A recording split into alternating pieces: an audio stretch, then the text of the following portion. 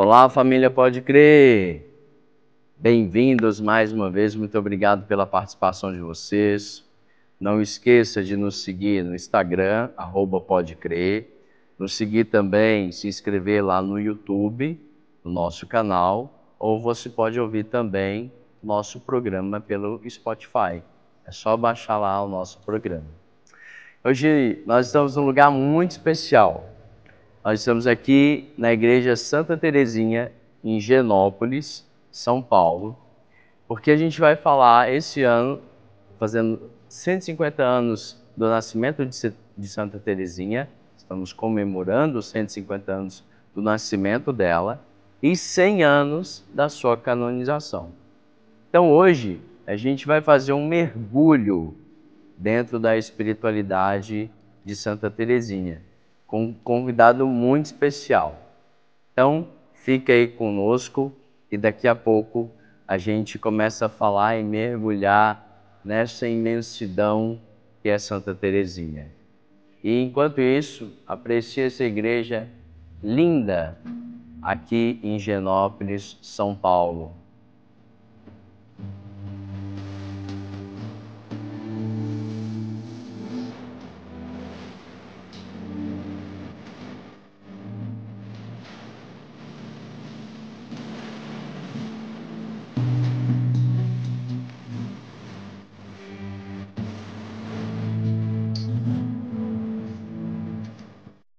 Olá, mais uma vez bem-vindo ao nosso querido Pode Crer. Mais uma vez, não esqueça de se inscrever no nosso canal lá no YouTube. Bater o sininho para você receber notificações de novos vídeos. Nos seguir no Instagram, @podecrer.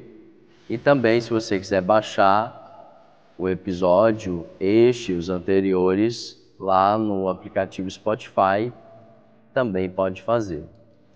Como eu disse, hoje é um dia muito especial que nós vamos mergulhar um pouco em Santa Terezinha. E nada melhor do que um amante de Santa Terezinha e alguém que conhece muito de sua espiritualidade para falar sobre ela. Eu confesso que a palavra é luta. Uma luta para trazer o Frei Gregório. Frei Gregório hoje mora lá comigo em Bertioga, moramos juntos, estudamos juntos. É o meu grande irmão de alma mesmo. E Frei Gregório, é um prazer tê-lo aqui. É um prazer, ainda que um pouco desconfortável, né? Quem me conhece sabe a minha aversão assim, aos holofotes, mas assim, motivos de força maior me trouxeram aqui, graças a Deus. Foi uma luta mesmo, e acho que a palavra de hoje vou usar uma expressão em inglês, entendedores entenderão. I feel you know. Que é uma... Bom, vocês vão entender. Frei Gregório, esse ano as relíquias de Santa Terezinha, elas estão aqui no Brasil, peregrinando sobre várias cidades e estados. Para a gente começar assim, qual que é a importância e a relevância dessa relíquia, por onde ela tem passado, enfim? Bom, para entender a importância do evento que nós estamos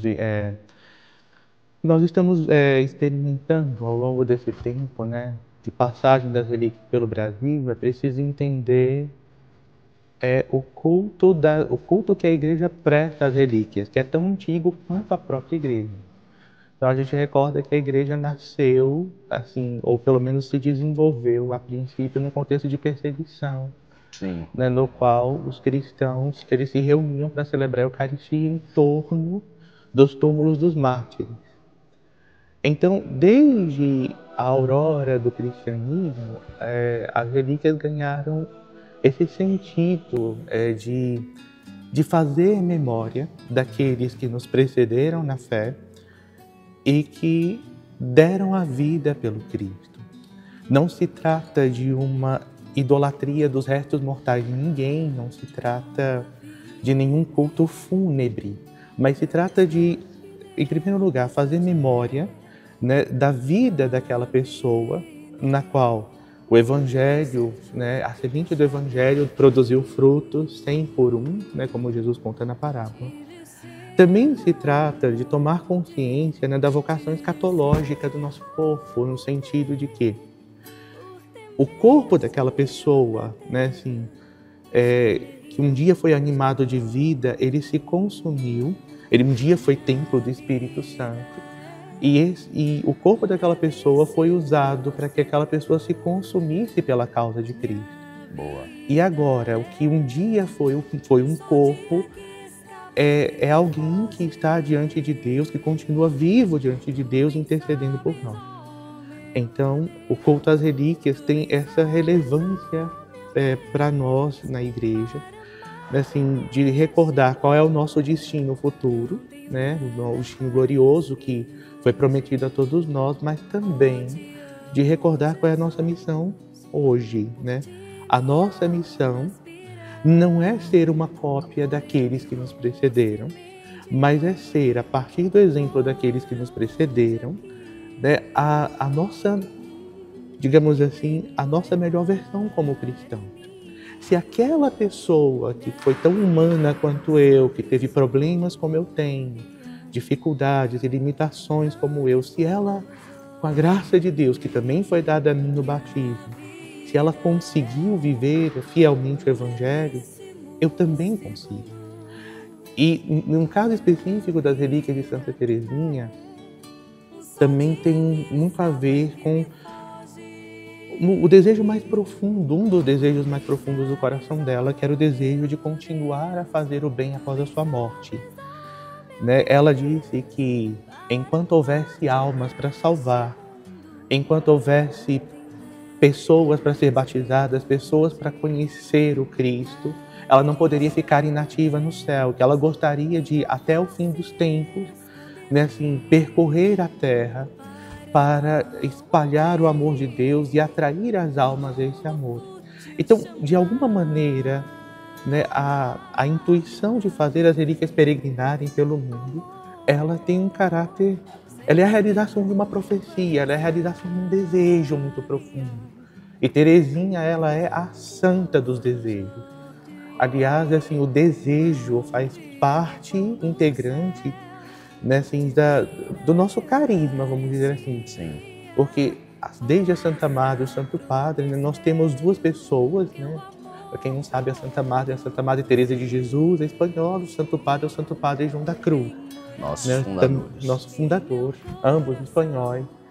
E ambos também, assim, falam muito nos seus escritos, assim, ora de maneira mais ou menos implícita, né, sobre o valor do desejo, o valor salvífico do desejo. Sim. E Teresinha, como filha fiel de Teresa e João da Cruz, ela é a santa dos desejos, né, dos grandes desejos. Ela não teve medo de desejar e desejar coisas muito grandes. E ser missionária, sendo monja de clausura, foi um desses grandes desejos que ela realizou, né, não em vida, mas após a sua morte. Então, é certamente, né, um evento eclesial, a peregrinação das relíquias, marcado pelo selo da graça de Deus e que deixa atrás de si o rastro de muitas graças. Como já aconteceu da primeira vez que as relíquias estiveram ao Brasil, em 1998, né, e 25 anos.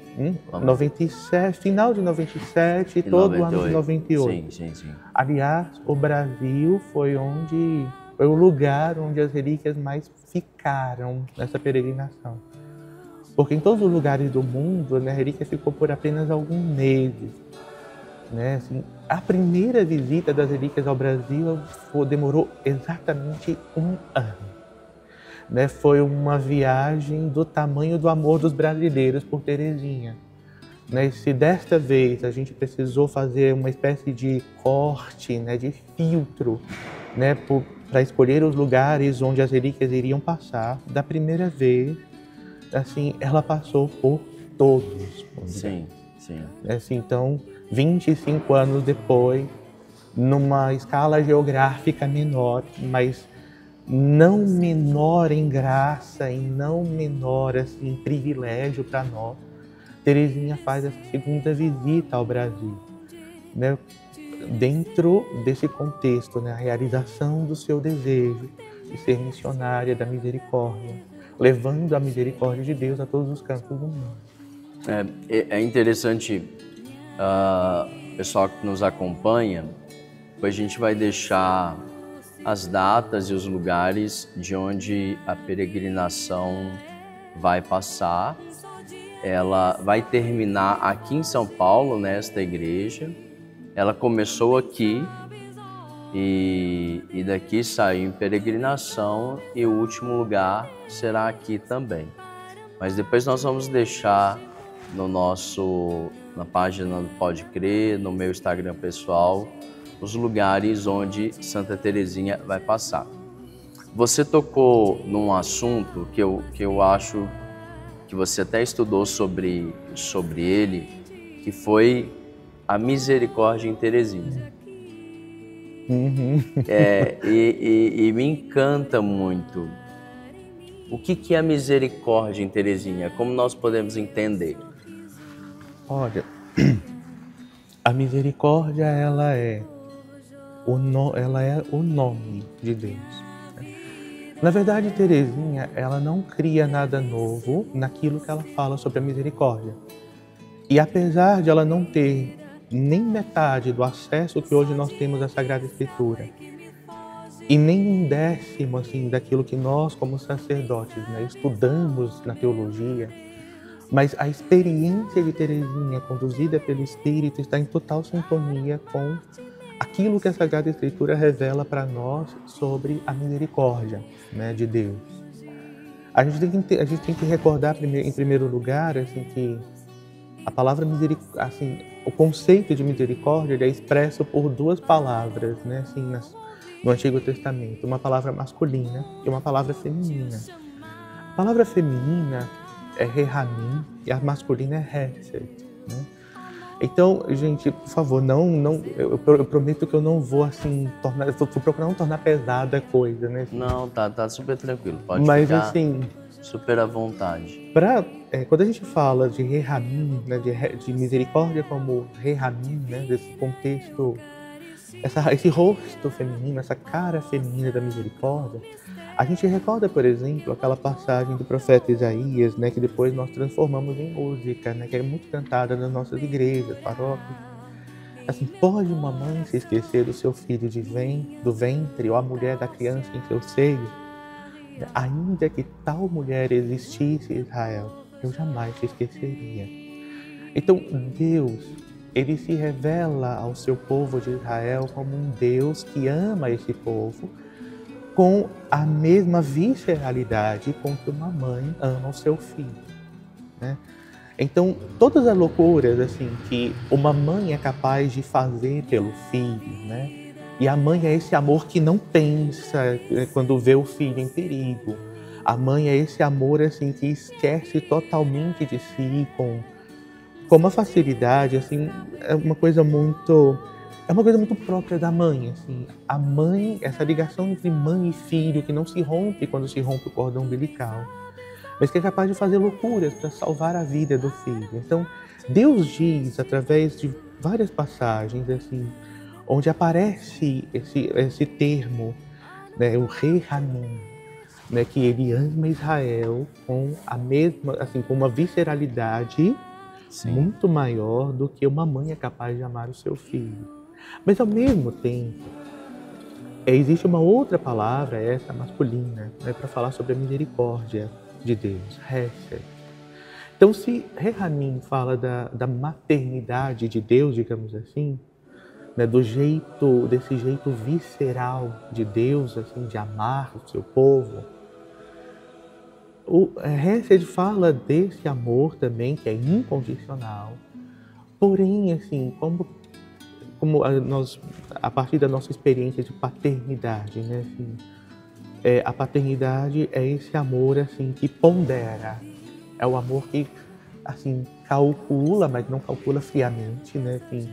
Que quando vê o filho no perigo, diante da perspectiva da morte, da destruição, do sofrimento, né? Enquanto a mãe se desespera, né? Sim. O pai é aquele que pondera o que é que eu vou fazer. Eu vou fazer alguma coisa para salvar aquele que eu amo mais que a mim mesmo. Mas essa ponderação, né, que nos permite falar de um plano de salvação, que nos permite falar de providência divina, que nos permite falar de um amor preveniente de Deus, né, um amor que prevê, que calcula aquilo que é necessário para que o seu filho não se perca. Então, esse amor é expresso por essa palavra. E quando nós lemos assim, os escritos de Teresinha, nós vemos que, a primeira coisa que ela diz é que na igreja, né, na história da igreja, a cada pessoa assim, que foi sendo visitada pelo Senhor, que foi sendo tocada pela graça de Deus, né, foi dada a missão de contemplar um determinado atributo de Deus. Se a gente for olhar, por exemplo, né, na história da igreja, nós vamos ver santos assim que expressam com sua vida o mistério da onipotência de Deus, ou o mistério da sua sabedoria, né? Assim, então são vários atributos, né, que se referem ao mesmo Deus. E Teresinha vai dizer: a mim Deus escolheu para que eu contemplasse a sua misericórdia e através dessa misericórdia contemplasse a todos os outros atributos de Deus. Por isso, diz Teresinha, até sua justiça, né, ela é revestida de misericórdia. Essa justiça que muitos atribuem a Deus como sendo a capacidade de Deus fazer para o outro o mal que eu gostaria de fazer, mas o Código Penal não me permite, né? Assim, a capacidade que Deus tem assim, de poder fazer a justiça com as próprias mãos que eu não poderia fazer, né? Assim, Teresinha ela vê assim, essa justiça não tem nada a ver com isso, mas ela é revestida de misericórdia, né? E essa justiça ela tem a ver com o fato, né? Deus é justo porque Ele sabe exatamente o que Ele pode pedir de nós, Ele sabe exatamente onde mora a nossa fragilidade, Ele sabe exatamente, né, de que barro nós somos feitos, como diz o Salmo 102, né? E Ele propõe para nós um caminho de salvação que leva em consideração, inclusive, as nossas fraquezas. Porque Deus não nos ama apesar das nossas fraquezas. Ele nos ama com as nossas fraquezas. Lindo isso. Ele nos ama por causa das nossas fraquezas. E nesse sentido também, Teresinha ela está em sintonia com o mistério pascal. Quando na vigília pascal nós cantamos no Exultet, né, a bem-aventurada culpa que nos mereceu tão grande Salvador, né, assim, o autor a igreja, né, através do Exultet, está dizendo assim que a nossa culpa ela é bendita não por causa das suas consequências, né, das suas consequências sobre nós, mas por causa da consequência que essa culpa traz para Deus, vamos dizer assim. Por causa da nossa fragilidade, né, por causa de tudo aquilo que a nossa culpa traz para nós como prejuízo, como diminuição da nossa vocação de filhos amados de Deus, né? A culpa tira de nós essa certeza de que nós somos filhos, essa certeza de que nós somos amados. Isso obriga, de alguma forma, né, assim, a que Deus venha ao nosso encontro para nos recordar: olha, eu te amo, assim, independente da sua culpa, né? E então Teresinha, o conceito de misericórdia para Teresinha vai ter importância quando a gente recorda que ela nasceu assim num tempo e num espaço marcados pelo jansenismo. Eu ia te né? perguntar isso. Que tira das almas, tira das pessoas exatamente essa certeza do amor de Deus. Deus é alguém muito severo a quem não dá para agradar. Mas para garantir a nossa salvação, para a gente salvar assim, a nossa pele do fogo do inferno, essa é a grande preocupação do jansenista, né? É o fogo do inferno, o que fazer, quais indulgências lucrar, o que atos de piedade fazer, sempre com vistas a evitar o fogo do inferno, o castigo eterno. Então, Teresinha nasce em um tempo em que isso é muito forte. Então, Teresinha, ela, à medida que ela vai fazendo a sua experiência com o Senhor, né, a princípio, né, assim, por causa do contexto, ela entra, vamos dizer assim, na onda, né, assim, nessa onda jansenista, assim, eu preciso fazer alguma coisa, né, assim, eu preciso acumular merecimentos diante de Deus, acumular méritos diante de Deus, para que Deus, vendo o mérito das minhas boas ações, Ele possa me premiar no fim da vida com um passaporte direto para a vida eterna. Só que Teresinha não demora muito para entender que isso mata a relação com Deus na sua raiz. A raiz da relação de Deus conosco é a gratuidade, e essa deve ser também a raiz da nossa relação com Ele. E então, mas só que enquanto ela está ainda movida por essa visão de Deus e de esse mim, resquício, esses resquícios todos, né? Então, o grande desejo dela é ser santa. Esse foi sempre o desejo de Teresinha. É até assim sintomático, positivamente sintomático. A primeira palavra que Teresinha aprendeu a falar, né, não foi nem papai, nem mamãe, foi céu.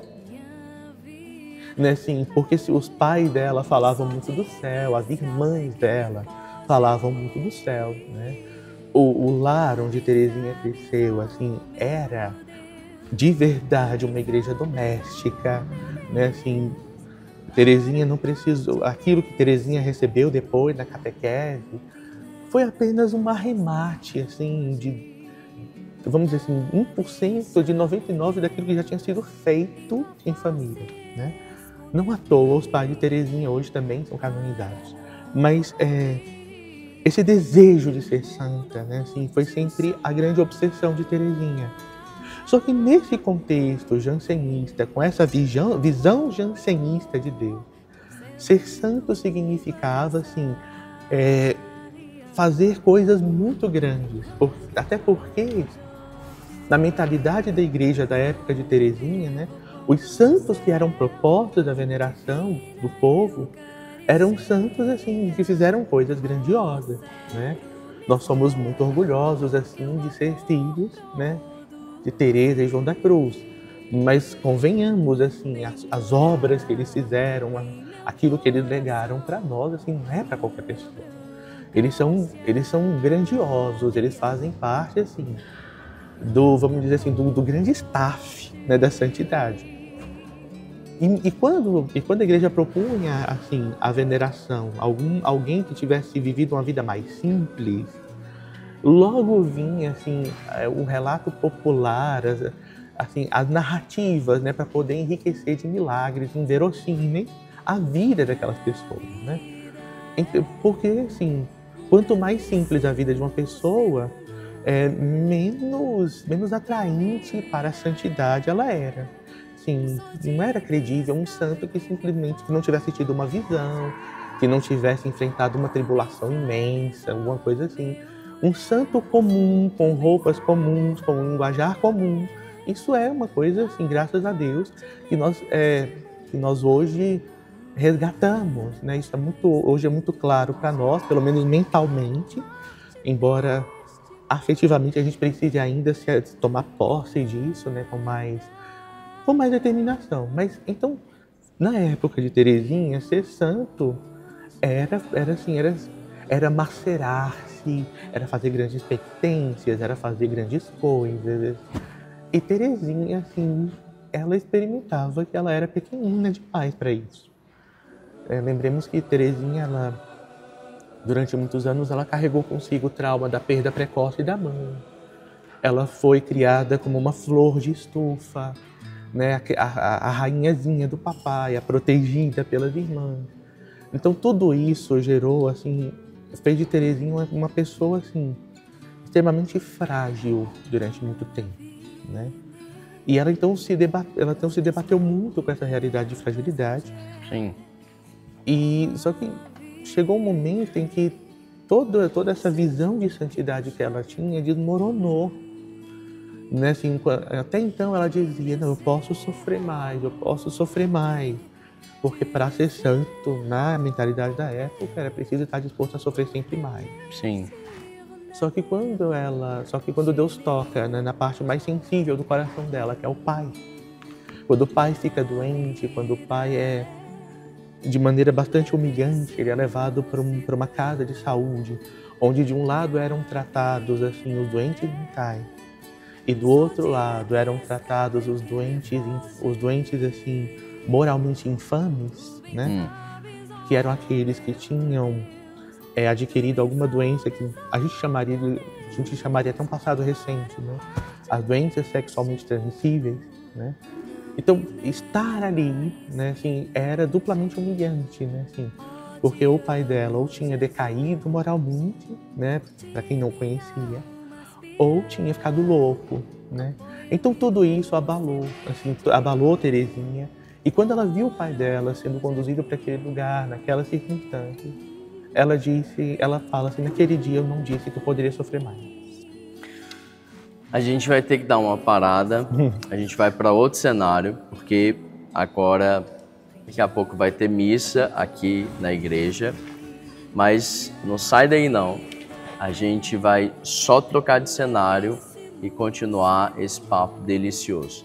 Então fica aí que a gente já volta.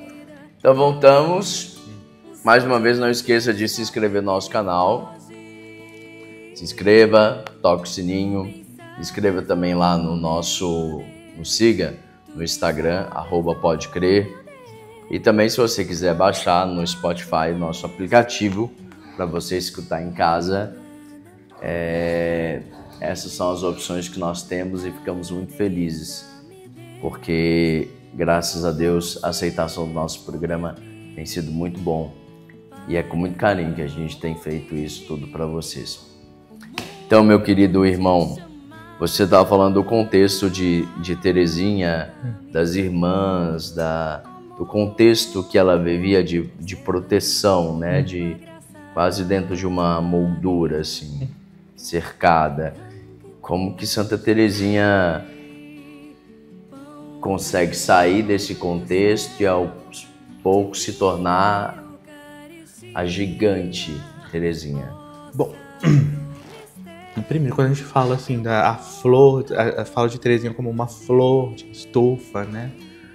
A gente não é preciso ter em mente assim que Terezinha ela não foi mimada, né?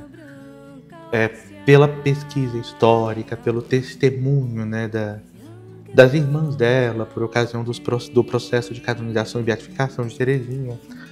Você sabe assim que ela não foi poupada, foi uma educação severa, assim, mas muito amorosa também.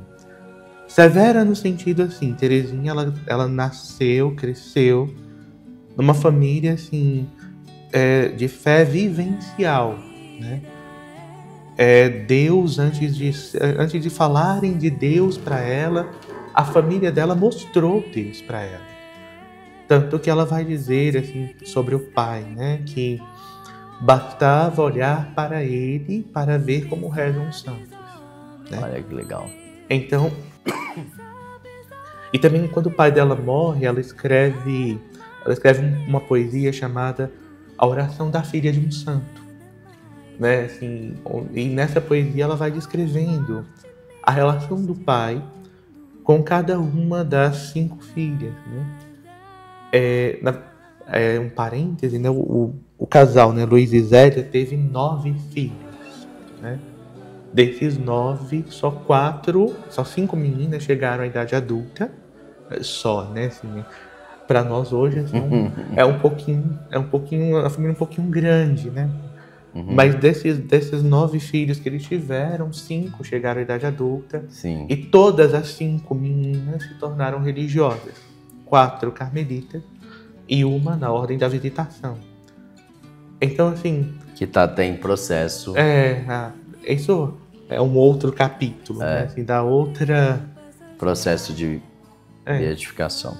Então, assim, Terezinha, ela cresce num ambiente em que a fé, né, assim, faz parte, né, assim, da vida da família.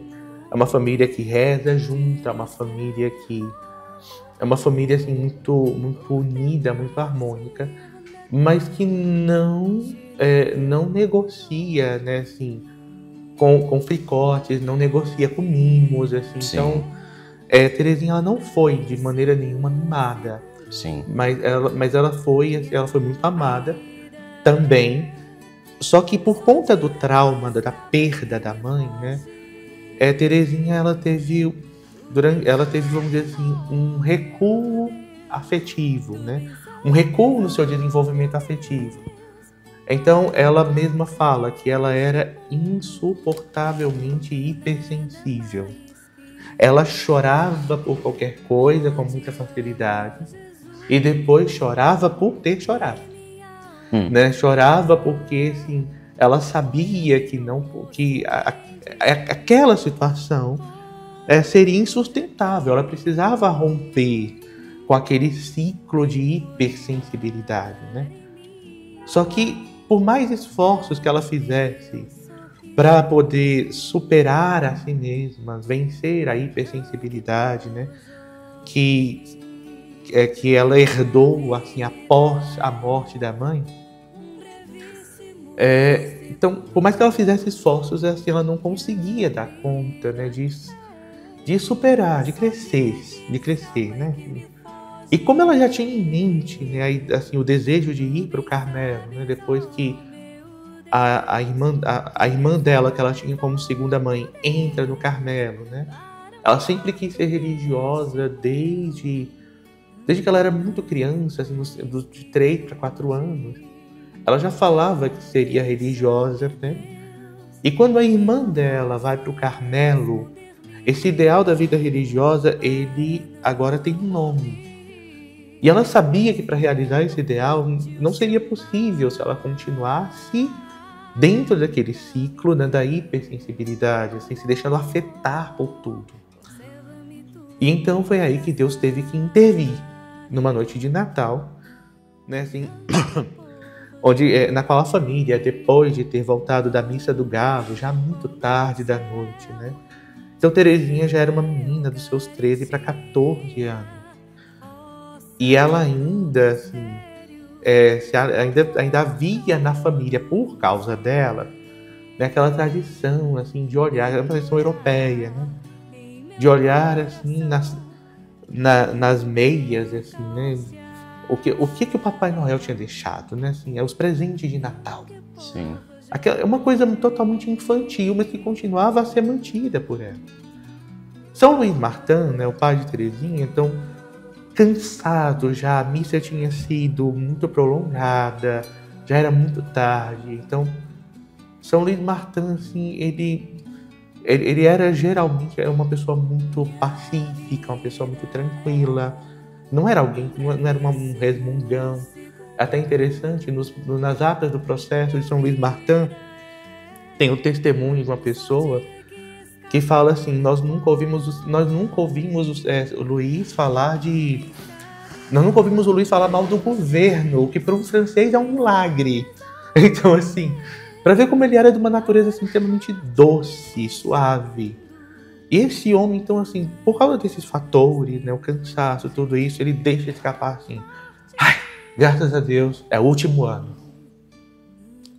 Então, assim, a outra irmã de Terezinha, a Celina, ela percebe, então, assim, que essas palavras iriam ferir a irmã dela, né? Iriam despertar a hipersensibilidade de Terezinha. Terezinha, ela vai pro alto, ela sobe uns 2, 3 degraus da escada, né, da casa. E de repente, né, quando todo mundo esperava um ataque de choro, uma crise de hipersensibilidade, Terezinha se sente subitamente revestida de uma força nova. E a família já celebra aquela noite como a noite de um grande milagre. Porque Terezinha vai dizer que naquele dia em que o Verbo de Deus abraçou a fraqueza humana, né? Na noite em que Deus se fez frágil, ele a fez forte. Legal. Então, assim, e aí ela diz, aqui, a partir dali começou a minha corrida de gigante, né, em direção à santidade. Claro que foi um primeiro passo, né? Mas nós sabemos depois toda a luta que Teresinha teve que viver para poder conseguir entrar no Carmelo aos 15 anos, né? Assim, era um grande desejo. Em nome desse desejo, ela vai até o Papa Leão XIII na época, pede a ele, por favor, me deixe entrar no Carmelo com 15 anos. E ela recebe uma resposta, assim, que se fosse no Brasil seria uma resposta meio mineira, assim, sabe? Então, olha, se Deus quiser, você vai entrar, assim. Resposta meio mineira. Não, mas assim, meio mineira por quê? Né? Explique-se, por me favor. perdoem os mineiros, por favor. Porque você está falando com um mineiro. Me perdoem os mineiros. Mas aquele clichê do mineiro como aquele que não toma partido, não diz nem sim nem não, né? Então, tudo o que ela queria era um sim. E para ela sabia disso, né? O sim do Papa mudaria tudo. Ele era a última esperança que ela tinha de conseguir realizar esse grande desejo. O desejo de entrar no Carmelo aos 15 anos. Né? Aliás, não aos 15 anos, mas no dia de Natal. Né? Assim, quando completaria um ano da graça, do milagre do Natal, no qual ela tinha recebido a graça de crescer. E aí, assim, o Papa diz isso, olha, se Deus quiser, se os superiores deixarem, você vai entrar. E ela, mas assim, se o senhor disser sim, ninguém vai dizer não. Faça que os superiores te mandarem.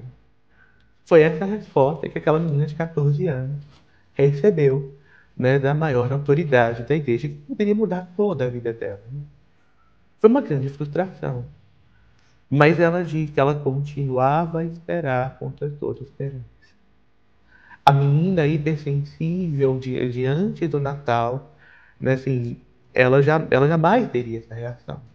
Ela não teria nem metade da energia que Teresinha teve para fazer tudo o que ela fez e poder entrar no Carmelo ao fio da espada, como ela fala, né? Então, quando Teresinha entra no Carmelo, ela entra com os melhores propósitos. O propósito, e sobretudo, o grande propósito da vida dela é ser santa. E aí ela escreve algumas cartas, assim, tanto para as suas irmãs, né? Para a irmã dela, Celina, que tinha ficado no mundo para cuidar do pai. Então ela escreve algumas cartas dizendo assim, olha, ser carmelita é ser santa. E eu vou ser santa. Né? Custe o que custar, eu vou ser santa. Em outra carta, Teresinha fala, mas para ser santa é preciso sofrer, é preciso assim, morrer. Mas eu vou conseguir, eu vou ser santa. E Teresinha, à medida que ela vai vivendo a vida do Carmelo, onde ela consegue entrar, não no dia de Natal, mas logo depois da Páscoa, né, de 1888, ela faz uma descoberta incrível, assim, né? Que, assim, a gente não faz no Carmelo. Ela descobre que um dia sem sofrimento no Carmelo é um dia perdido. Assim, ela descobre que a vida real, né? Assim, antes que alguém fique com medo do Carmelo por causa dessa frase, né? Assim, o que ela quer dizer com isso é que a vida real, quando se abraça com seriedade um projeto de vida, seja ele qual for, ela traz como consequência, não como finalidade, alguns sofrimentos, mas sofrimentos cheios de sentido, né? Assim, a vida de uma mãe de família não é uma vida fácil, de um pai de família não é uma vida fácil. A vida de um marido que quer ser fiel à esposa e vice-versa. A vida dessas pessoas não é uma vida fácil. Mas é uma vida com sentido. Tem muitos sacrifícios envolvidos. Mas, como diz outra Teresa, a de Jesus, a espanhola, né? A mãe. A mãe. Né? Assim, é preciso que muito custe aquilo que muito vale. Né? Então, Teresinha, ela vai vivendo assim, as dificuldades da vida no Carmelo. E dificuldades ligadas a algumas características dela, porque antes de entrar no mosteiro, ela não tinha essa prática de varrer, de costurar, né? De ser assim, de ter cuidado com coisas domésticas, né? E ela não é destra para essas coisas, né? Então, assim, observações, alfinetadas, né? Assim, onde existe ser humano, existe dificuldade.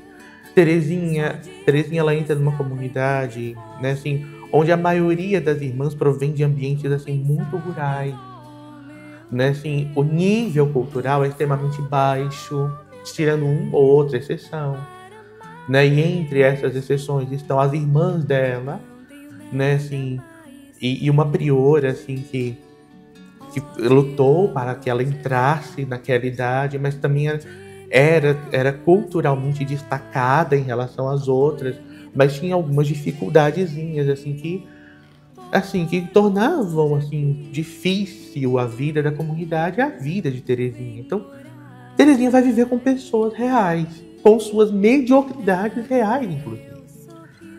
E então, aquela menina com aspirações tão grandes de santidade, ela escreve: mas eu vou ser santa, eu vou conseguir, eu vou superar. E aí, assim, e Terezinha, ela continua sustentando esse propósito: eu vou ser santa, custe o que custar. Até o momento, assim, em que, como eu falei, o pai dela, ele é atingido por uma doença que talvez hoje, assim, é muito complicado dizer com a distância dos séculos, né, assim, com os recursos, o excesso de recursos da medicina que nós temos hoje, a carência deles que existia no tempo de Terezinha, é muito complicado e muito pouco ético de fechar um diagnóstico. Mas é um quadro muito parecido com o que hoje nós chamamos de demência, agora me foge o nome, alguma coisa relativa ao lobo frontal, né? Assim, em nome por causa desse quadro, né, o pai de Terezinha alternava momentos assim de lucidez, né, e momentos assim que delírio é uma palavra muito forte, mas é a única que a gente tem. Mas esses delírios eram assim de achar que a família dele estava em perigo. Então, num momento como esse, ele achava que tinha alguém dentro da casa, né, assim, e que estava ameaçando a vida das filhas dele. Ele pega do revólver para defender as filhas de um perigo imaginário, né? Em outro momento, ele foge de casa, não diz para ninguém onde está. Vão encontrá-lo a quilômetros de distância. Então, por conta de tudo isso, acharam melhor interná-lo numa casa de saúde, que, como eu falei, né, era dividida em duas alas, e numa ala estavam os doentes mentais, os loucos. E se essa palavra tem um peso social hoje, naquela época esse peso era muito maior, era uma morte social, né? Ir parar nesse lugar. Mas também no outro setor estavam os doentes vergonhosos, que eram aqueles que tinham alguma doença que nós chamamos de venérea hoje, né? Acho que esse termo está meio demodé, né? Mas assim, na época era o que tinha, né? Então, estar naquele lugar era uma morte social. E isso tinha um peso muito maior para alguém que era conhecido em toda a cidade de Lisieux como o Santo Patriarca Martin. Era assim. Então, e assim, mesmo algumas irmãs do mosteiro, pessoas de fora, não tinham nenhum pudor, né, assim, de falar diante de Terezinha e das irmãs dela sobre os tratamentos que eram reservados aos loucos na época. Tratamentos à base de eletrochoque, assim, torturas mesmo, né, assim. E as pessoas falavam isso na frente das filhas, que já estavam, assim, abaladas com tudo que estava acontecendo com o pai, com uma naturalidade impressionante. E Terezinha, que tinha uma ligação muito forte com esse pai, foi a que mais sentiu. Então ela conta nos seus escritos, assim, que naquele dia, né, em que o pai dela foi levado para esse lugar, né, tratado como um louco, ela não disse que poderia sofrer mais. É nesse momento, assim, que todo o edifício, todo o ideal de santidade que Terezinha tem na cabeça, né, que com todos esses resquícios jansenistas, é nesse momento que o edifício da santidade que Terezinha construiu nas nuvens cai, se desfaz. Agora, mas é nesse momento, você falava de pulo do gato, né? É nesse momento que Teresinha ela descobre a devoção. Não é que ela descobre a devoção à Santa Face de Jesus.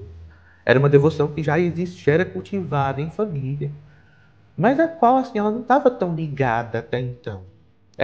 As irmãs dela tinham mais devoção pela Santa Face do que ela. Mas por que nesse momento olhar para o rosto de Jesus, não, e lembremos, a Santa Face é o rosto de Jesus na cruz, é o Cristo da Paixão. Uhum. Ela encontra na Santa Face uma resposta. Por quê? O Cristo da Santa Face é o Cristo humilhado, é o Cristo do fracasso, ele é o Cristo da derrota. Sim. Aquele homem cuja palavra assim, tinha arrebatado as multidões, né? A ponto que as pessoas diziam: ninguém nunca nos falou como este homem. Aquele homem que tinha feito tantos milagres grandiosos, tantos sinais diante de todo mundo, né? Que fazia com que as pessoas assim se lançassem sobre ele para poder tocar ao menos a orla do manto dele. Aquele homem agora, ele estava, né, como na descrição que Isaías faz do servo sofredor, ele agora não tinha graça nem beleza. Ele era um condenado, rejeitado por Deus, humilhado. A única companhia que ele tinha ao redor dele eram 2 ladrões, dos quais um ainda estava zombando dele. A única companhia que ele tinha era a companhia de algumas mulheres, entre as quais a sua mãe. E no tempo de Jesus, assim, o testemunho de uma mulher não servia para nada, né? Então, estar acompanhado de uma mulher no momento do sofrimento de ninguém era a mesma coisa, né? Assim, só um dos discípulos dele ficou ao lado dele, o outro negou, o outro traiu, todos correram. Então, assim, quando tudo aparentemente, assim, mas nós sabemos, né, que quando tudo aparentemente se destrói na vida de Jesus, é nesse momento que se realiza, né, assim, que se realiza de maneira mais eloquente o plano de salvação do Pai. Porque o Cristo não foi enviado pelo Pai para fazer sucesso. Ele foi enviado pelo Pai para ser fiel e para nos dar o exemplo da fidelidade. Então, assim, o Cristo que dá a vida, que se despoja totalmente dele mesmo, né, assim, é o mesmo Cristo, assim, esse Cristo humilhado, escarnecido, é o mesmo Cristo que dá o Espírito na cruz. É o mesmo Espírito, assim, de cujo lado aberto nasce a igreja, nascem os sacramentos, nascem todas as fontes da graça. O momento da maior dor de Jesus é o momento do maior dom. Assim, tudo que nós somos, tudo que nós temos, tudo que como cristãos faz com que nós sejamos o que somos foi decidido ali. Sim. Então, assim, Teresinha entende que a fragilidade, o fracasso dela, né, assim, o fato de agora ela não poder mais fugir dos limites dela, não é o fim do desejo dela de ser santa, mas é o começo. É o momento em que foi olhando para o Cristo sofredor, o Cristo humilhado, que Teresinha entendeu, né, que Deus sim continuava a chamá-la a ser uma grande santa, mas a grandeza da santidade não consistiria em fazer grandes obras, mas fazer pequenas obras, pequenos gestos, oferecer a Deus pequenas coisas, né, porque são as coisas que estavam ao alcance dela, porém com um grande amor. E aí essa espiritualidade é chamada e conhecida como a pequena via. Assim, quando as pessoas falam pequena via, né, quando as pessoas entram em contato, né, com esse termo pela primeira vez, pequena via, né, as pessoas pensam num sistema teológico, espiritual, uma coisa extremamente organizada, né, assim, com princípio, meio, fim, né, assim, as pessoas elaboram assim na cabeça tratados. Não, tudo bem, é uma riqueza, é algo que a gente precisa explorar, mas não é nada mais, nada menos do que o evangelho puro, o evangelho revelado aos pequeninos. Né? Teresinha descobre, né, assim, depois assim, de ter sido tão influenciada por esses resquícios jansenistas, ela descobre que Deus a ama com a pequenez dela. Sim. E que essa pequenez não é um empecilho, mas ao contrário, é o caminho por meio do qual Deus a chama a ser uma grande santa. Por isso, a pequena Via, ela tem como base, a revelação do rosto misericordioso de Deus, a descoberta dessa misericórdia de Deus, né, como nós falávamos antes, né, assim, dessa face feminina de Deus, o Deus que se apresenta com traços maternos ao povo de Israel. Teresinha vai dizer que Deus é mais terno do que uma mãe. Sim. Né? E quando nós falamos assim da misericórdia com esses traços paternos, né, ela vai dizer, assim, todos os escritos dela estão impregnados disso. Inclusive tem uma poesia dela chamada assim, Meu Céu, né, onde ela vai dizendo assim, o meu céu é fazer tua vontade aqui na terra, o meu céu é permanecer pequenina, é permanecer oculta, e aí chamar-te de pai e saber que sou tua filha, eis o meu céu. Então essa descoberta, essa redescoberta da paternidade de Deus, isso está assim, isso está no coração da pequena Via. A pequena Via é essa descoberta do rosto paterno de Deus, mas ela também assim tem consequências assim, vamos dizer, ascéticas, né? Tem consequências do nosso modo, tem consequências ascéticas, né, assim, e morais. Quando a gente fala de ascese, é porque a ascese que Teresinha propõe a partir da descoberta da misericórdia, né? E a partir da descoberta de que Deus, na sua misericórdia, Ele usa, inclusive, das nossas fraquezas para fazer triunfar essa misericórdia, né? Teresinha não propõe uma ascese assim, das grandes mortificações. Ela sabe que nem todas as almas assim, têm condição de fazer as grandes penitências que fazem uma Catarina de Sena, por exemplo, ou outros santos da nossa igreja, assim, algo como São Simão Estilita, que ficou anos e anos vivendo no alto de uma coluna, sem comer, sem beber, reduzindo tudo ao mínimo. Nem a todo mundo Deus vai dar a graça de viver assim, só de Eucaristia durante tantos anos, como deu a alguns místicos da nossa igreja. Nem a todo mundo Deus vai dar a graça de grandes êxtases, de grandes visões. Aliás, esses são a minoria da minoria da minoria. Sim.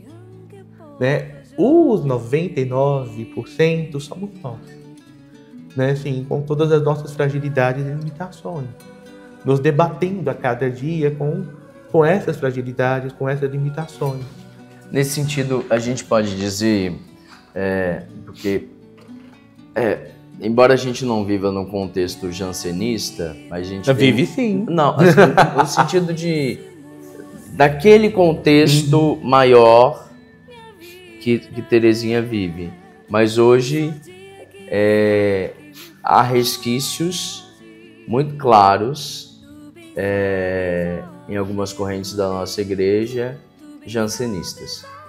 E por isso a gente pode atualizar a Teresinha de uma maneira eu perfeita, não diria atualizar, eu diria recordar, porque assim, não somente Teresinha, mas assim, os nossos doutores, né?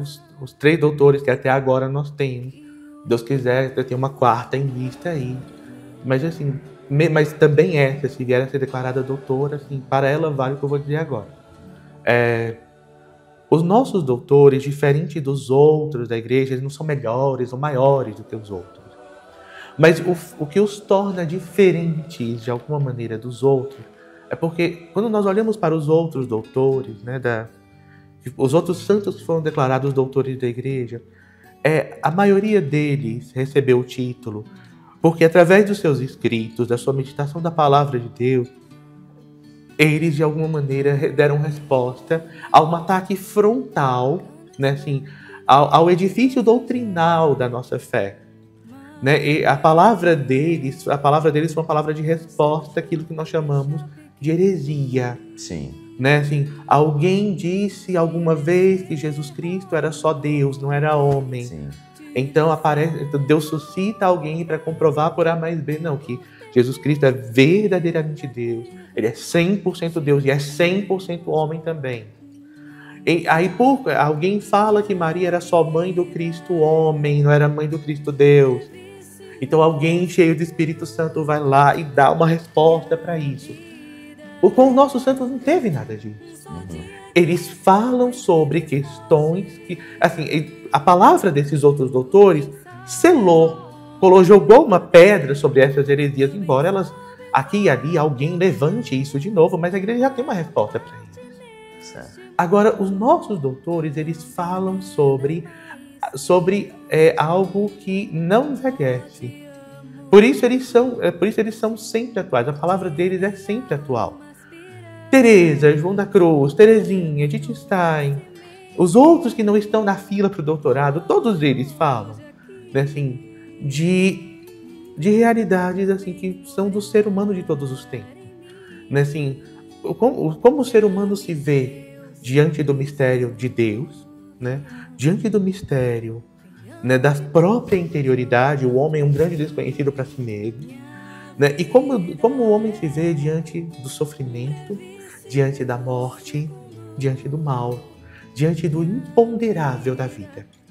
Né? Então, os nossos doutores, né, eles falam sobre tudo isso. Por isso, até o dia em que Jesus voltar pela segunda vez, até o dia da parousia, a igreja, esteja ela como estiver naquele momento, seja qual for a cara da igreja naquele momento, ela estará se debruçando sobre os nossos doutores para colher a partir da sua palavra, né, assim, para recolher, né, nos escritos deles uma palavra de autoridade para os dilemas que são do homem, da mulher de todos os tempos. Né? Então, quando Teresinha fala, né, de um Deus da misericórdia, ela estava falando para o tempo dela, né, que ainda respirava os ares do jansenismo. Ela está falando para os nossos tempos, onde se respiram os ares de um neo-jansenismo. Sim. Né, assim, tanto na nossa igreja como em outras igrejas de confissão cristã. Sim. E ela falará o tempo todo, e ela falará para o homem do ano 3000, 4000, né, assim, que ainda estiver querendo saber quem é esse Deus a quem os cristãos dizem amar. Quem é esse Deus em nome do qual alguns deles deram a vida? Quem é esse Deus, né, assim, que eles dizem estar presente no pão, em pedaços de pão, em um pouco de vinho, que são consagrados sobre o altar? Que Deus é esse? Então, a palavra de Teresinha, ela foi uma resposta, ela sempre será atual, né? É isso que torna Teresinha e os nossos santos, os nossos doutores, assim, a igreja sempre retorna a eles para falar sobre os caminhos do Espírito, para falar sobre o mistério da alma humana. É impossível falar sobre a alma humana e não falar sobre as moradas de Santa Teresa, né, do castelo interior. É impossível não falar sobre a união, sobre assim, como é possível se unir com Deus. Procure São João da Cruz. Não tem como, né? Então, Teresinha, ela atualizada, talvez não fosse o termo, talvez seja o único termo do qual a gente dispõe nesse momento, mas esse termo ainda é muito limitado, é muito pobre para descrever o que é que nós podemos fazer, né, com aquilo que Teresinha falou. Porque, sobretudo essas correntes neo-jansenistas, o que impera essa visão da mortificação, da santidade como um merecimento, como um esforço, como... É como um ato de voluntarismo.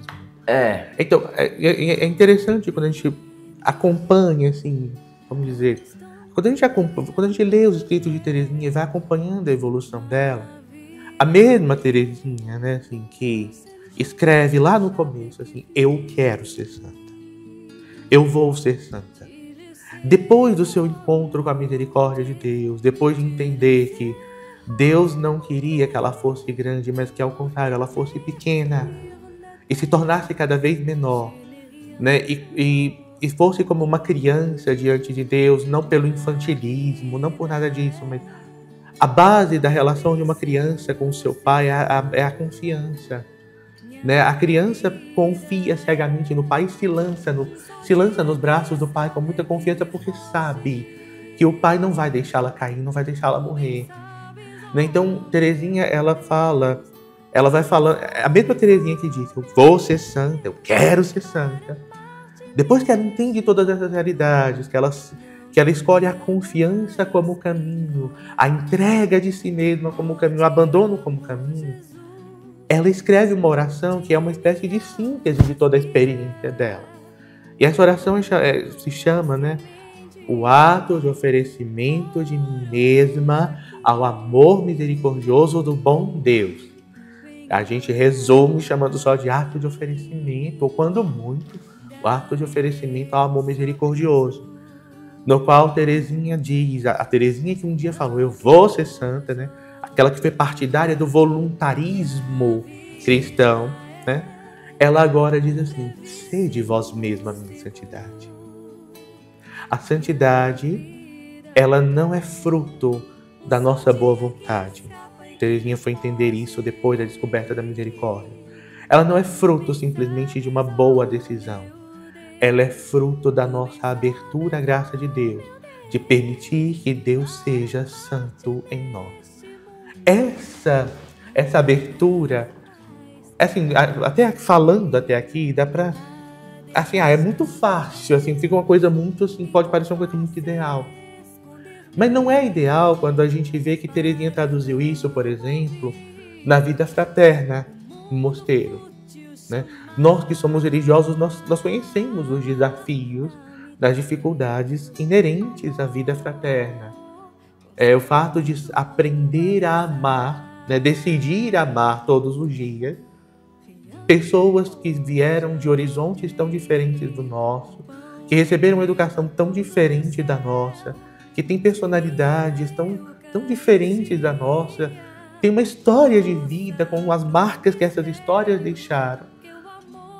Nós sabemos o que não é fácil tomar a decisão de amar todos os dias essas pessoas, conhecendo cada vez mais a diferença do outro. Então Teresinha, ela encarna esse projeto de pequena via também na vida comunitária. Né? Quando ela fala que esse pequeno caminho dela consiste assim, em, por exemplo, em se alegrar com os pequenos gestos de virtude que nós vemos, que nós vemos os nossos irmãos realizarem, mais do que gastar energia com as mazelas de sempre. Uhum. Nós consumimos muitas energias com as mazelas de sempre, com aquelas situações nas quais nós vamos ver que a fraqueza da pessoa, ela vai tomar a dianteira, como sempre. Né? Existem coisas na vida comunitária que, aliás, quase tudo na vida comunitária é um pouco previsível. Inclusive o lugar da fraqueza do outro. E não só na vida comunitária, porque na vida matrimonial, familiar, na vida paroquial, sim, na pastoral. Assim. Então, quanto mais próximos nós nos fazemos dos outros, né, mais nós vamos conhecendo os limites do outro.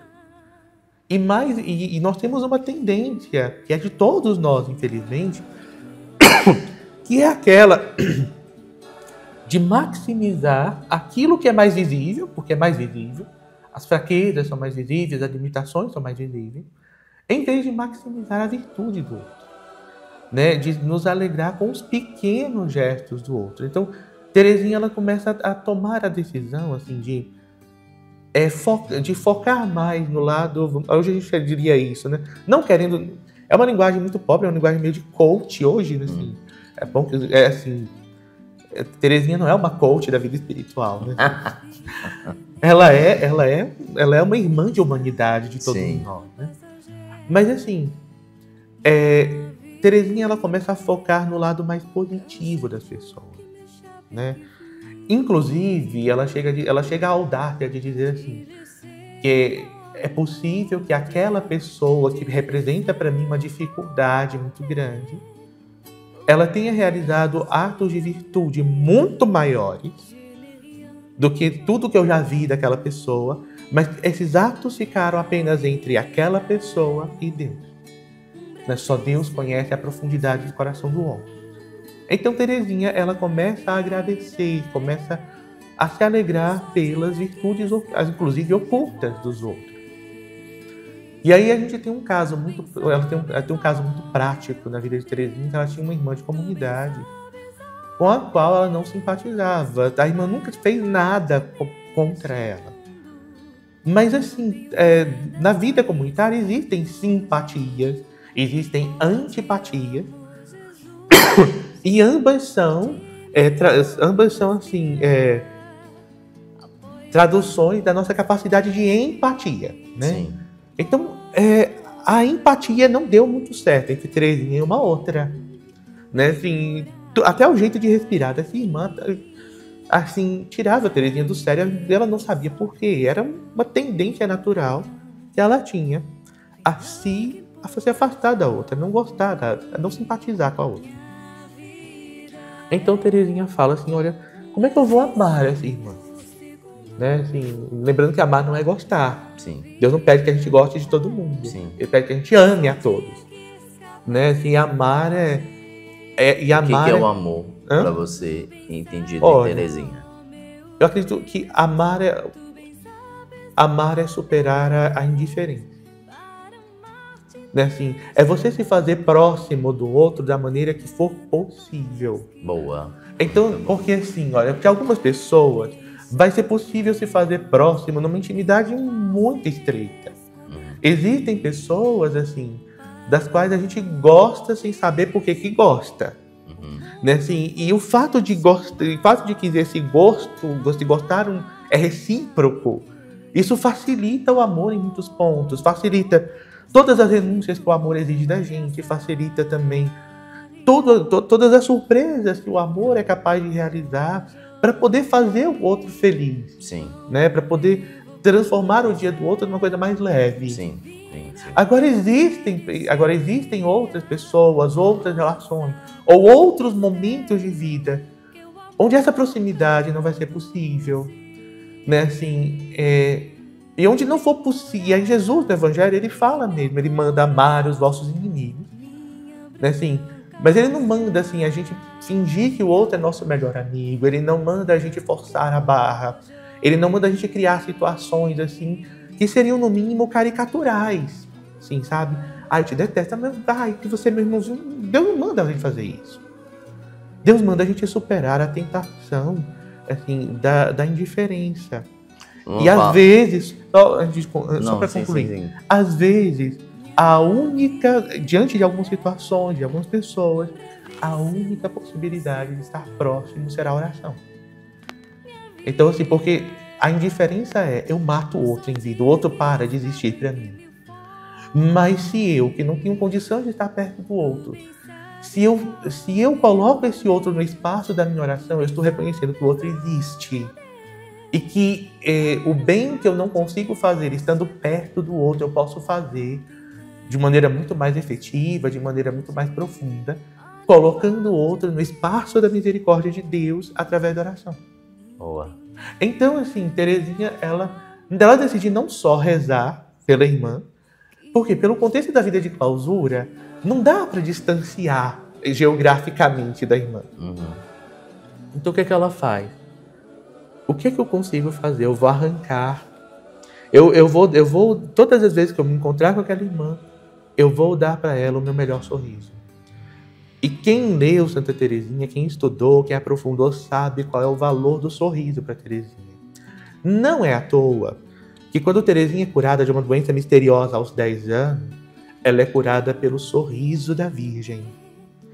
Não é à toa que lá na frente, quando Teresinha já estiver estabelecida no caminho da confiança, da misericórdia, né, ela vai dizer, que quando ela está no leito de morte, quando alguém sugere para ela, oferece os teus sofrimentos para você ter mérito diante de Deus, para Deus te dar a vida eterna, em troca desses sofrimentos oferecidos. Ela fala, não, nada de acumular méritos para mim, mas tudo para agradar a Ele.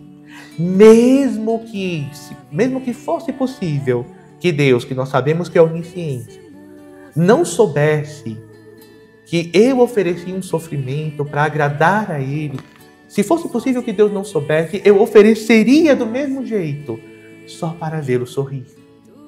Então, o sorriso para Teresinha tem um valor muito grande. Eu arrisco dizer que seja para ela a mais alta expressão de amor que um ser humano pode ter. É poder sorrir para o outro. Né? E tudo que ela quer é ver Deus sorrir. Para ver Deus sorrir, ela começa a sorrir para aquela irmã. Né? E a ponto que um dia a irmã pergunta, mas o que é que você vê em mim? Porque toda vida, quando você me encontra, você sorri para mim. Aí, não, eu gosto de você. Né? Teresinha se conversa de alguma maneira, né? Mas ela vai dizer nos seus escritos, não era para ela que eu sorria. Era para o Cristo oculto na alma dela. Né? Era ele que eu adorava quando eu sorria para ela. Né? Então, Teresinha, ela aplica aquilo que ela descobre da misericórdia de Deus de maneira assim, bastante pontual na vida comunitária, né?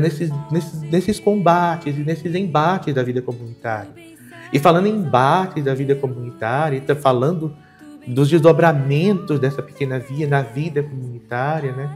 Ela vai dizer também que muitas vezes, que é muito difícil para nós, né? A deserção, ela pode ser uma arma poderosa. Deserção no seguinte sentido, né? Um dia, Teresinha está lá sendo acusada por uma outra irmã diante da madre dela, né? De uma coisa que ela não fez. Vamos supor, ela quebrou alguma coisa, não lembro agora a circunstância.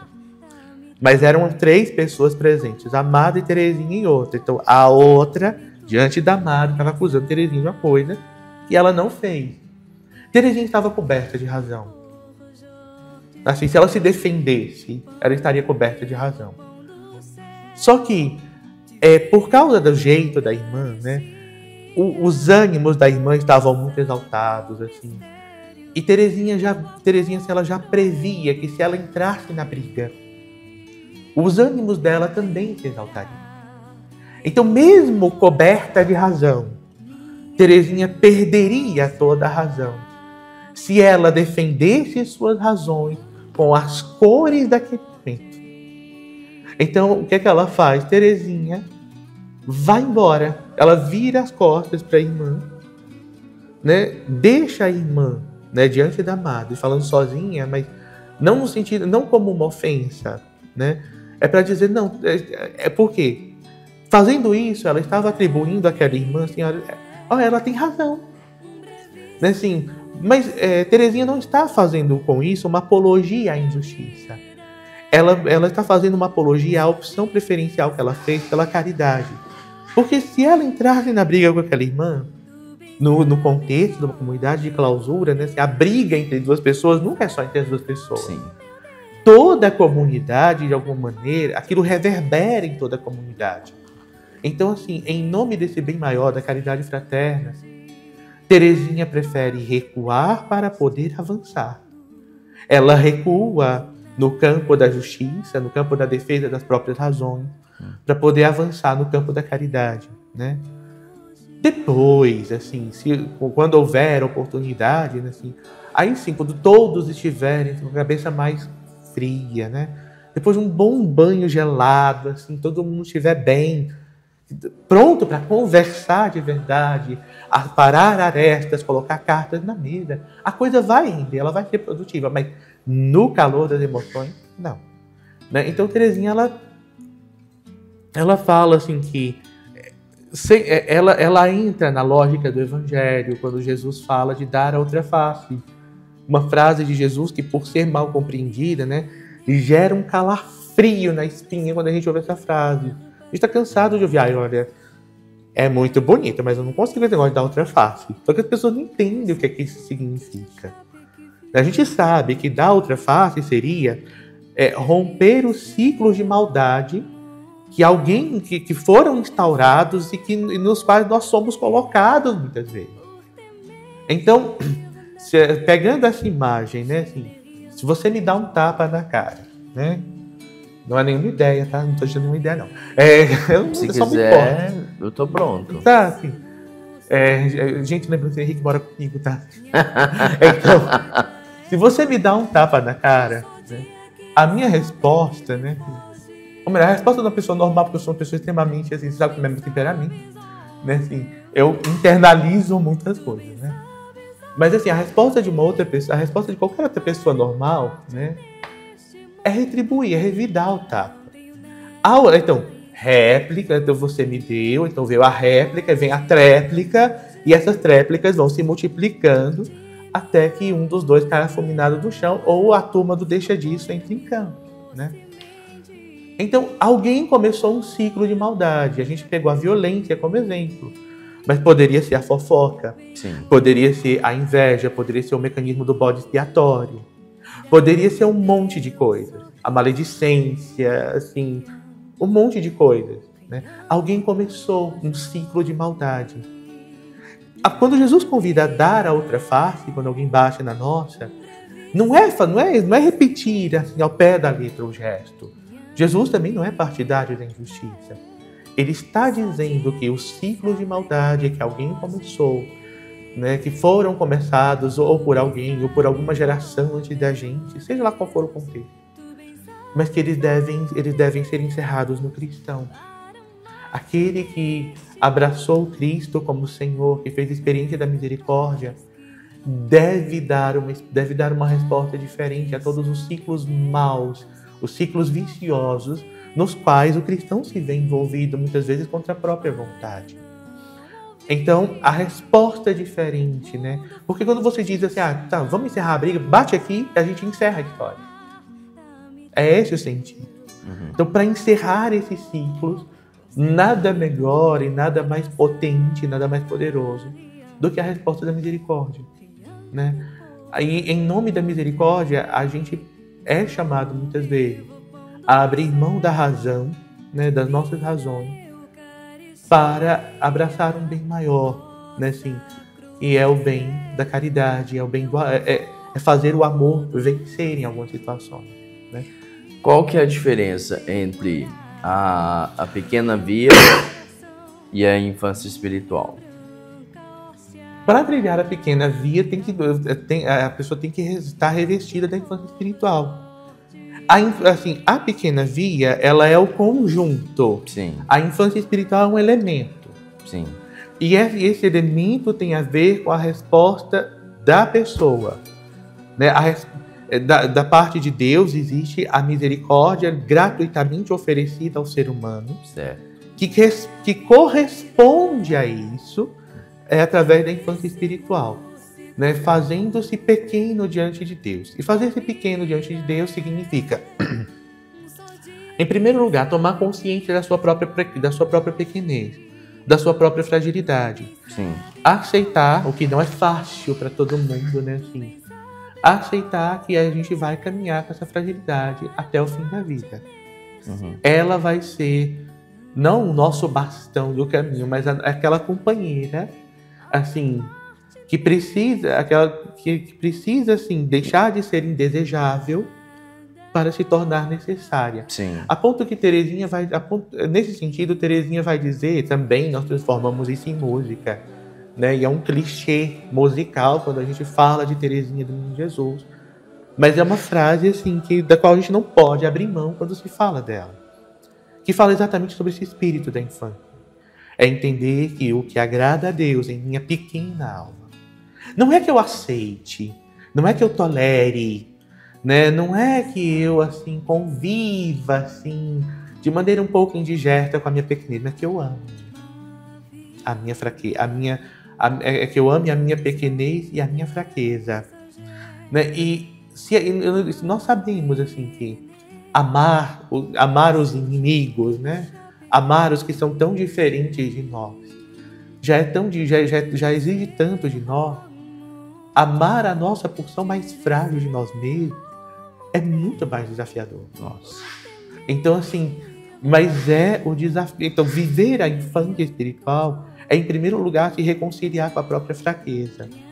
Mas não é se reconciliar no sentido, né, assim, de entrar no módulo Gabriela. Eu nasci assim, eu cresci assim, eu vou ser sempre assim, né? Então, as favas, assim, para quem não me aceitar, mas até mesmo essa reação, assim, né, essa falsa autoconfiança, essa falsa autoestima de si, né? Assim, eu sou mais, e os outros que deem conta, né? Os outros que durmam com esse barulho, né?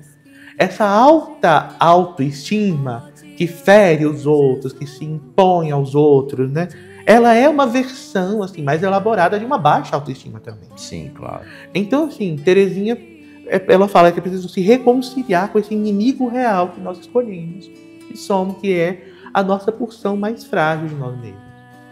E entender, e assim, é um exercício longo, tão longo quanto a nossa própria vida, né? Assim, de ir aprendendo a conviver com a nossa fraqueza e ir assim, descobrindo junto com Deus, à luz de Deus, né? Assim, como é que Deus nos convida a transformar essa que é a nossa maior dor no nosso maior dom, né? Então, Frei, mas como na direção espiritual, na confissão, a gente ouve muito isso, né? Assim, se a gente lançar o desafio, a primeira pergunta, como é que eu faço isso? Não tem uma receita. A receita é, em primeiro lugar, assim, primeiro, aceita que você é frágil. Para de dar murro em ponta de faca, né? Assim, buscando uma santidade que não é aquela que Deus quer para você. Né? A santidade que Deus quer de você é uma santidade que leva em conta, inclusive, a sua fragilidade, a minha fragilidade, a sua pequenez e a minha pequenez. E aí, e depois que a gente aceita que a gente é frágil, assim, né? Que a gente tem que saborear o fel da nossa fragilidade, inclusive dos nossos pecados, inclusive das nossas fraquezas. Quando a gente se desarma diante de Deus e diante das nossas fraquezas, então Deus, assim, ele vai ensinando a pessoa a melhor maneira, a maneira única, particular, insubstituível, que aquela pessoa vai encontrar, né, assim, para poder fazer da sua maior dor o seu maior dom. Né? Qual era a maior dor de Teresinha? A maior dor de Teresinha durante muito tempo, que gerou todos os traumas humanos que ela carregava, estava ligada à fragilidade, à infância, né? As perdas da infância e a tudo aquilo que, bem ou mal, mas assim, que fizeram com que ela se mantivesse presa à infância. Então Deus pega essa menina traumatizada em relação à infância para fazer dela a doutora da infância espiritual. A maior dor se transformou no maior dom. As fraquezas que a faziam sofrer tanto agora eram para ela motivo de alegria, porque as fraquezas a obrigavam a confiar mais na misericórdia de Deus, porque ela sabia que Deus, por causa das fraquezas dela, estava mais obrigado a socorrê-la quando ela caísse, né? A socorrê-la quando essas fraquezas elas estivessem mais evidentes, né? Então, diante das grandes fraquezas, diante das grandes quedas, em vez de um grande desespero, de uma grande desesperança, uma grande confiança, né? E Teresinha vai dizer: ainda que eu tivesse na minha consciência todos os pecados do mundo, os piores, eu iria ao encontro da misericórdia de Deus, né? Com a consciência, com a certeza de que tudo isso que eu traria, né, não passaria de uma gota d'água lançada no braseiro. Se nós jogarmos uma gota d'água numa fogueira de São João, uma coisa... Nós sabemos, aquilo ali não apaga aquele fogo, mas é consumido por aquele fogo. Então, Teresinha, o espírito da infância espiritual, não esqueci disso. Ele é exatamente isso, é abraçar aquilo, né, que nos torna mais frágeis como crianças, né, assim, que nos torna mas que ao mesmo tempo nos torna mais dependentes, né? No nosso caso, dos nossos pais.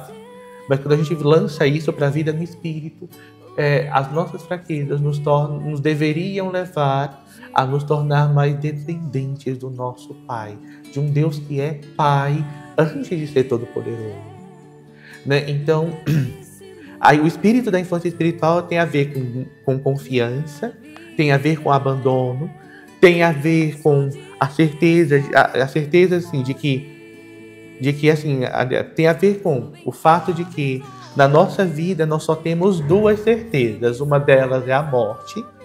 E a outra, assim, que deveria ser a grande certeza de todas, né? Porque essa é superior à morte, ela é vencedora da morte, é a certeza da misericórdia de Deus, né? Então, o espírito da infância espiritual significa esperar tudo do bom Deus, como diz Teresinha, como uma criança espera tudo do seu pai. Bom, eu ficaria aqui mais 2 horas, quanto tempo fosse, porque falar sobre Santa Teresinha é realmente mergulhar numa profundidade que as pessoas desconhecem, né? Porque ela, ao longo da história, algumas pessoas açucararam Teresinha e isso fez com que muitas pessoas não fossem atraídas por elas. Mas infelizmente a gente vai ter que terminar nosso programa, mas nós vamos fazer o seguinte: se lá no nosso canal do YouTube tiver mais de 20 perguntas sobre Santa Teresinha, mas não é pergunta assim, quando ela nasceu, quando ela morreu, não são perguntas assim não, são perguntas profundas de oração. Aí o Frei Gregório me prometeu... Eu não prometi, não. Olha, gente. Protesto! O Frei Gregório vem fazer uma segunda parte para nós de Santa Teresinha. Então, o combinado é esse. No YouTube ou no Instagram, tem que ter mais de 20 perguntas profundas sobre espiritualidade para Santa Teresinha.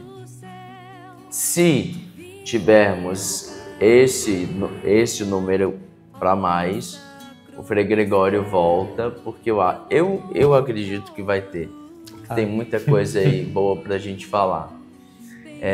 Então fica combinado. Aí você pode mandar a pergunta lá nos comentários do YouTube, do nosso canal, ou pode mandar também via direct lá no Instagram do Pode Crer. E é isso. Frei Gregório, muito obrigado.